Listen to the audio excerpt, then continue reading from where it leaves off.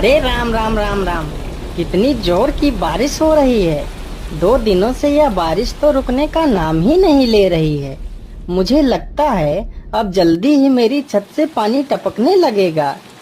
तभी उधर से एक शेर बारिश से परेशान होकर छिपने की जगह ढूंढते ढूंढते उसी किसान की झोपड़ी के पीछे बने तबेले में घुस जाता है, जिस तबेले में उस किसान के कुछ गधे बंधे हुए थे। अंधेरा ज्यादा होने के कारण शेर गधों को देख नहीं पाता है और उन्हीं के बीच जाकर खड़ा हो जाता है।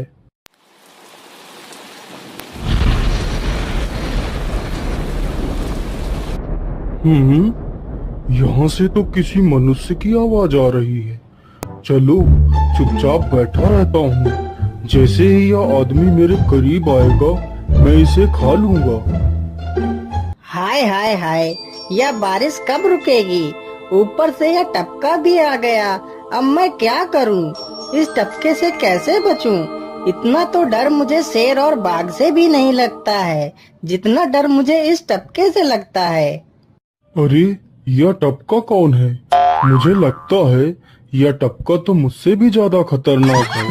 तभी तो यह आदमी शेर और बाघ से ज्यादा इस टपके से डर रहा है। चलो जल्दी से मैं यहाँ से निकल लेता हूँ, नहीं तो कहीं टपका ने मुझे देख लिया तो मेरी खैर नहीं।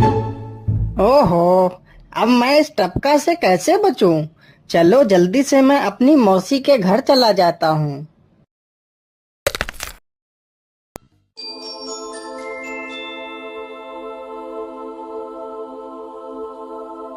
अरे चल चल गधे की औलाद, यहाँ पर छिपा हुआ बैठा है। अरे चल जल्दी। अरे ये क्या, जिसका डर था वही हुआ। यह टपका तो मुझ पर हावी हो गया।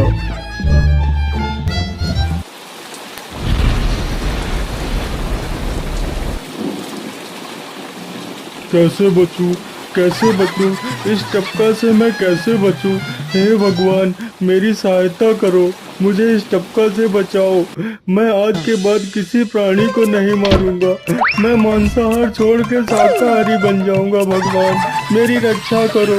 शेर को दौड़ते दौड़ते रात से सुबह हो जाती है।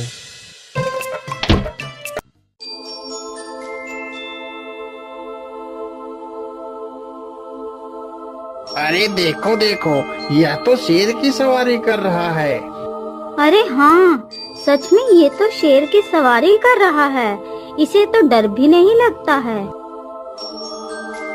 अरे उधर तो देखो जरा, यह आदमी कितना बहादुर है। यह आदमी तो शेर की सवारी कर रहा है। जिस शेर को देखकर हमारी धोती आगे से गीली और पीछे से पीली हो जाती है, यह तो उसकी सवारी कर रहा है। ये गांव के लोग भी ना पागल हो गए हैं, जो इस गधे को शेर। अरे बाप रे, यह तो सच में एक शेर है। हे भगवान मेरी रक्षा करो, शेर तो मुझे खा ही जाएगा। राम राम राम राम राम। अब क्या होगा? इस शेर से कैसे बचूं? अरे यह तो एक बरगद का पेड़ है। यही अच्छा मौका है, जल्दी से इस बरगद की जड़ पकड़कर ऊपर चढ़ जाता हूँ।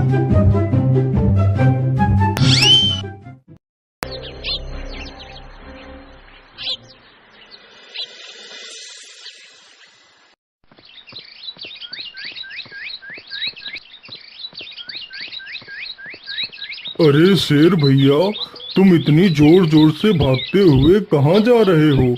आप तो बहुत डरे हुए लग रहे हो। आप तो जंगल के राजा हो, आपको किसका भय है? टपका, वो टपका मेरी जान के पीछे पड़ा है। अरे शेर भैया, जरा मुझे बताओ वो टपका है कहाँ? अरे भालू भैया, वो टपका मेरी पीठ से उतरकर उस बरगद के पेड़ पर चढ़ गया है। उसने मुझे रात भर खूब दौड़ाया है। वो तो भगवान का शुक्र है कि मैं जिंदा बच गया।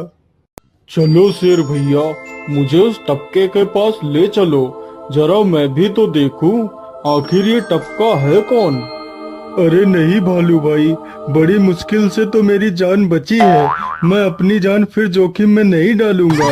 तुम्हें जाना है तो जाओ। अच्छा अच्छा, ठीक है शेर भाई, तुम यहीं रुको। मैं अभी बरगद के पेड़ पर देख कर आता हूँ। आखिर ये टपका है कौन? जाओ जाओ बच्चू, जब वो टपका तुम्हारे ऊपर हावी होगा तो पता चलेगा। अरे कहाँ है यह टपका जिसने राजा जी की हवा टाइट कर दी? चलो इस पेड़ पर चढ़कर देखता हूँ। अरे बाप रे बाप, शेर क्या अकेला कम था, जो ये भालू भी आ गया। मुझे लगता है कि आज मेरी मौत निश्चित है। भालू पेड़ पर उल्टा होकर चढ़ने लगता है। तभी किसान और तेज से कांपने लगता है। कांपने की वजह से किसान के हाथ से छड़ी छूट जाती है और उल्टा होकर चढ़ रहे भालू के पिछवाड़े पर जा लगती है। भालू धड़ाम से जमीन पर गिरता है।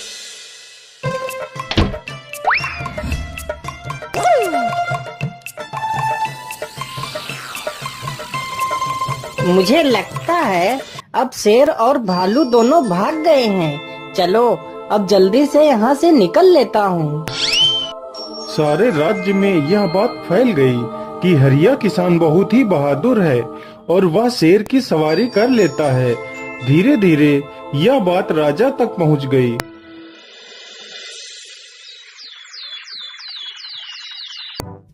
महाराज, क्यों न हम पड़ोस के गांव से हरिया किसान को बुलवा लेते हैं। वह बहुत ही बहादुर है। उसके बहादुरी के चर्चे तो पूरे राज्य में हैं। मुझे पूरा विश्वास है वह इस काम को जरूर कर सकता है। वह इस दुष्ट शेर को जरूर पकड़ लेगा। सैनिकों, हरिया किसान को आदर पूर्वक हमारे दरबार में पेश किया जाए।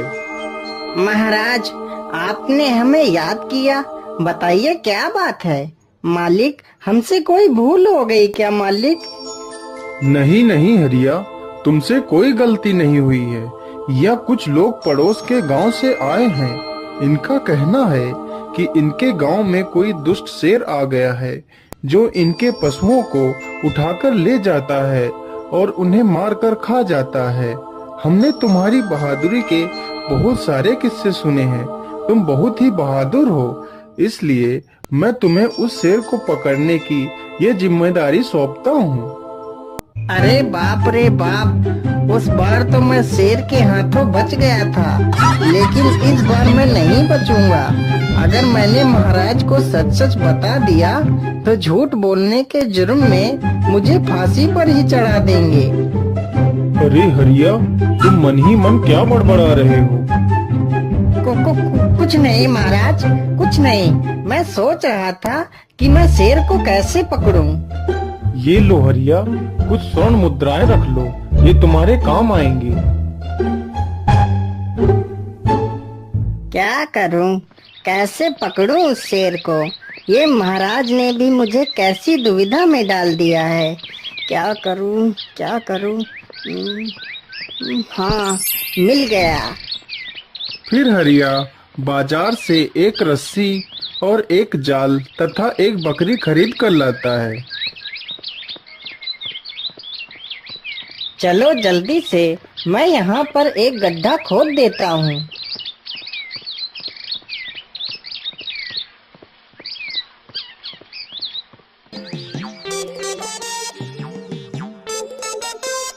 गड्ढा तो खोद दिया।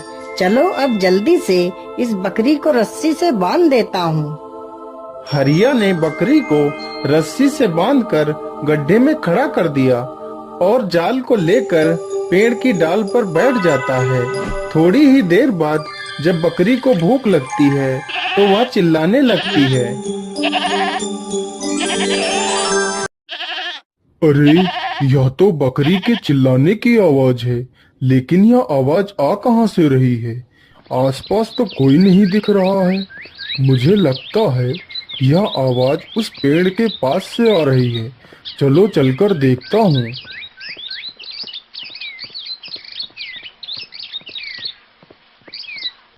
अरे वाह, आज तो शिकार मेरे पास खुद चल कर आ गया। शेर तुरंत ही बिना देर किए हुए गड्ढे में छलांग लगा देता है। तभी किसान तुरंत ही बकरी को ऊपर खींच लेता है और जाल को गड्ढे के ऊपर गिरा देता है। शेर गड्ढे में ही फंस जाता है। यह देखकर गांव के सभी लोग बहुत ही खुश हो जाते हैं।